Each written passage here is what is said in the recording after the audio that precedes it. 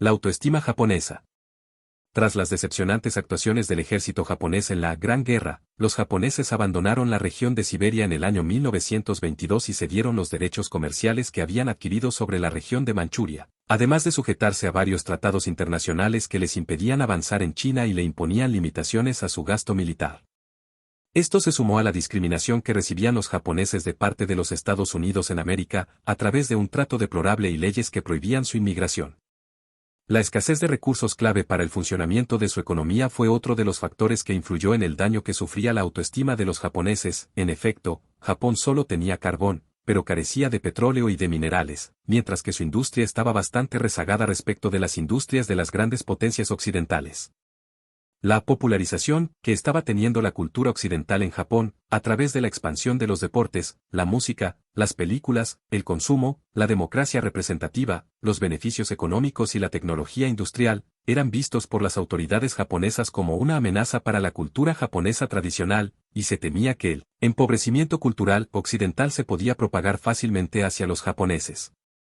El nuevo emperador, llamado Hirohito, que asumió en su cargo en el año 1926, desempeñaba un papel opuesto al de su predecesor Matsuhito, y se limitaba a un pasivo liderazgo religioso, permitiendo el alzamiento de varias esferas de influencia a su alrededor, incluyendo cortesanos, altos jefes militares, políticos y magnates de los crecientes grupos industriales, todos los cuales veían en la guerra una solución a la opresión y el desprecio que sufrían por causa de las potencias colonialistas occidentales.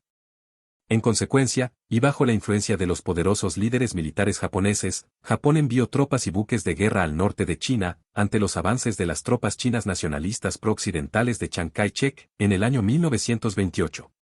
La depresión económica internacional que comenzó en el año 1929 y las barreras que habían impuesto los europeos a los japoneses para el acceso a las colonias occidentales en Asia, tales como Indochina, Birmania, Malaya, Filipinas y las Indias Orientales holandesas, fueron otros factores que reavivaron la cultura militar japonesa, que veneraba tanto al emperador como a las fuerzas armadas. En el año 1931 Japón volvió a ocupar la península de Corea y la región de Manchuria, que pasó a ser denominada Manchukuo y donde instaló un gobierno de su confianza a cargo de un antiguo emperador chino, todo ante el beneplácito de los Estados Unidos y de las potencias europeas. Los japoneses también anunciaron su retiro de la Sociedad de Naciones, SDN, y denunciaron todos los tratados internacionales suscritos después de la Gran Guerra. En el año 1933 las tropas japonesas llegaron hasta el límite norte de la Gran Muralla China, resguardando hasta ahí su territorio.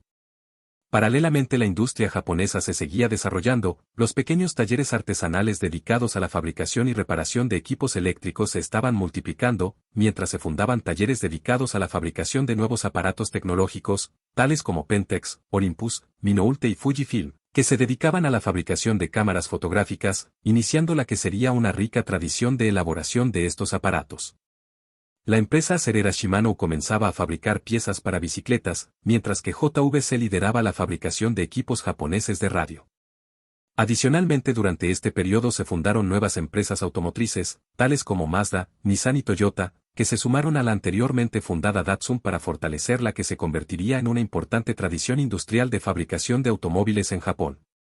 Gran parte del desarrollo de la industria japonesa se basó en acuerdos de transferencia tecnológica, suscritos entre empresas japonesas y empresas estadounidenses, a través de los cuales, estas últimas vendían los secretos de sus innovaciones tecnológicas a empresas japonesas.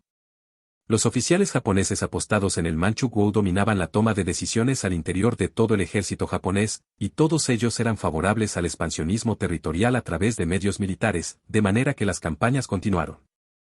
En el año 1936 los altos mandos militares japoneses suscribieron con Alemania el llamado Pacto Anticomintern, que los aliaba contra los comunistas de la Unión Soviética, y al año siguiente los japoneses capturaron la ciudad china de Shanghái.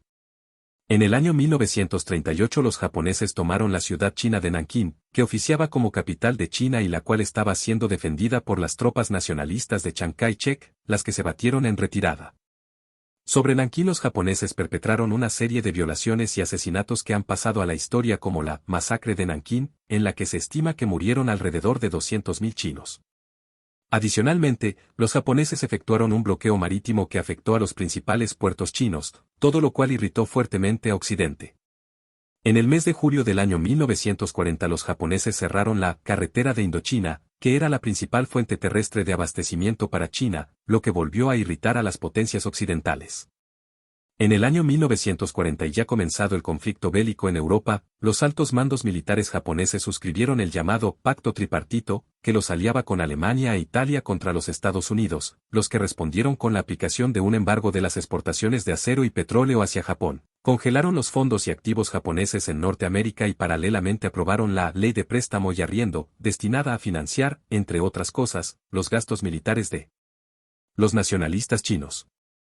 En el año 1941 los japoneses ocuparon la colonia de Indochina, francesa, para lo que contaron con el beneplácito del gobierno francés pronazista de Vichy. Finalmente, el comienzo de la Operación Barbarroja, por la cual Alemania atacó a la URSS, eliminó la amenaza soviética para las pretensiones japonesas en el Extremo Oriente, de manera que pudieron atacar directamente a la base estadounidense en el puerto de Pearl Harbor, ubicado en la isla de Hawái, en el mes de diciembre del año 1941, con lo que se selló definitivamente el ingreso de los japoneses a la Segunda Guerra Mundial.